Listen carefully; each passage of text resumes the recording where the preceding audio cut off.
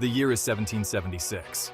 A spirit of rebellion is brewing in the 13 colonies clinging to the eastern edge of North America. These colonies, bound by a shared language and a growing sense of identity, are chafing under British rule. But the winds of change are blowing.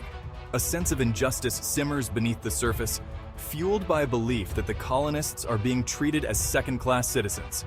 The colonists were a hardy and independent lot, accustomed to governing themselves through local assemblies. They cherished their liberties, fiercely protecting their right to self-determination. This relationship, once mutually beneficial, had begun to sour.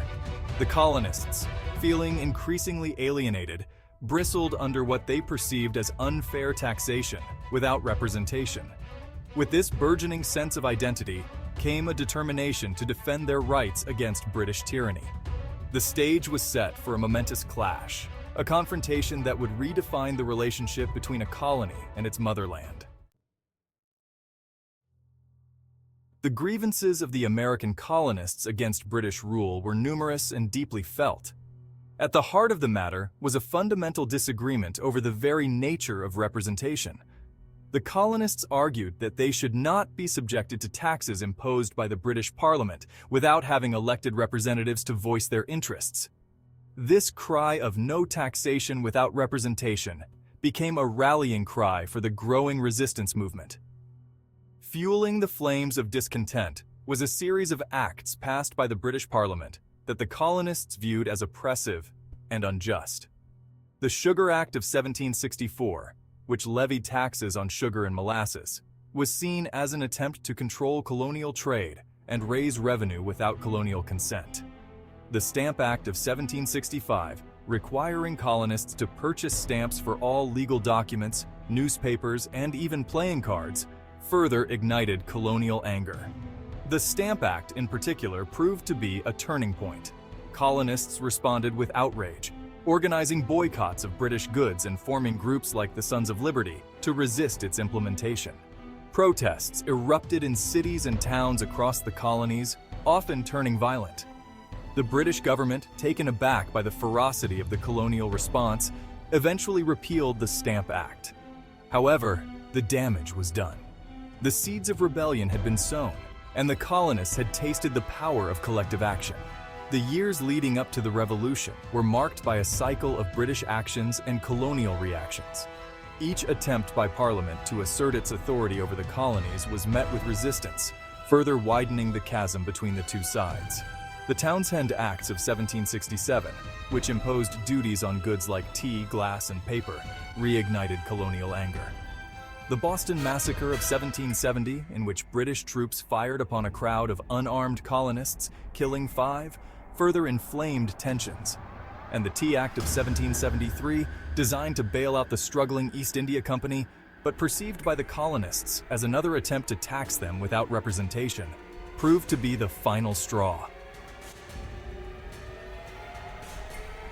The Boston Tea Party of December 16, 1773, stands as a defining moment in the lead-up to the American Revolution. This act of defiance, both symbolic and audacious, transformed colonial resistance into open rebellion. It was a clear message to the Crown that the colonists would no longer tolerate what they saw as British tyranny. The incident, far from being a spontaneous outburst, was a carefully planned act of protest orchestrated by a group of colonists, many of whom were members of the Sons of Liberty. On that fateful night, a group of colonists, disguised as Native Americans, boarded 3 British ships docked in Boston Harbor: the Dartmouth, the Eleanor, and the Beaver. They carried with them chests upon chests of tea, recently arrived from England. With steely determination, they hurled the tea into the harbor, the dark water swirling with the discarded cargo. Over 340 chests of tea, worth thousands of pounds, were destroyed that night. The British government, outraged by this act of defiance, responded with a series of punitive measures known as the Coercive Acts, or, as the colonists called them, the Intolerable Acts. These acts were designed to punish Boston for its rebellion and to reassert British control over the colonies. The port of Boston was closed, effectively strangling its economy. The Massachusetts government was placed under direct British control, stripping colonists of their right to self-governance. The quartering of British troops in colonial homes without consent was authorized, further inflaming tensions. The coercive acts, far from quelling the rebellion, had the opposite effect. They served as a rallying cry for the colonies, uniting them in opposition to what they saw as British oppression. The other colonies, recognizing that Boston's fate could be their own, rallied to their defense. They sent supplies to Boston, organized committees of correspondence to share information and coordinate resistance, and began to prepare for the possibility of war. The stage was set for a momentous clash, a confrontation that would determine the fate of a continent. As tensions escalated, representatives from 12 of the 13 colonies convened in Philadelphia in September 1774 for the First Continental Congress. This gathering, a testament to the growing spirit of unity among the colonies, marked a significant step towards independence. The delegates, hailing from diverse backgrounds and representing a spectrum of views, were united in their opposition to British policies and their determination to defend colonial rights. The First Continental Congress served as a forum for debate, negotiation, and the forging of a unified colonial response to British actions. The delegates drafted a Declaration of Rights and Grievances, outlining colonial objections to British policies and asserting their right to life, liberty, and property. They also agreed to boycott British goods, a powerful economic weapon aimed at pressuring Parliament to address their concerns. While the First Continental Congress sought reconciliation with Britain, events on the ground were rapidly pushing the colonies towards armed conflict. In April 1775, British troops marched from Boston to Lexington and Concord, Massachusetts, intent on seizing colonial military supplies.